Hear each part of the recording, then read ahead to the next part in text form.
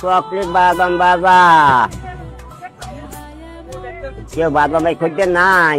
এখন তার বয়স ৭৭ বছর হলেও ৬৬ বছর ধরেই চলছে তার জীবন সংগ্রাম। নিঃসন্তান ও জন্মান্ধ আব্দুল গফুর মল্লিকের এই বয়সেও নারকেলের নাড়ু আর বাদাম বিক্রি করতে হচ্ছে ট্রেনে চড়ে চড়ে। তখন তার বয়স মাত্র ১১ বছর। তখনই তিনি শিশুমনে সংকল্পবদ্ধ হন যে কখনো তিনি ভিক্ষা করবেন না।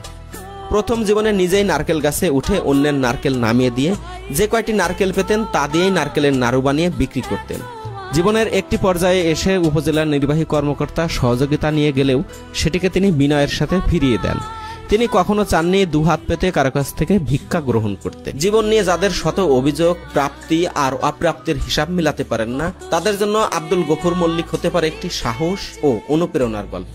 ছোটবেলায় একদল ব্যবসায়ী তার পিতাকে বলেছিলেন ২ সিপারা কোরআন মুখস্থ করে ভিক্ষা করলে টাকার অভাব হয় না।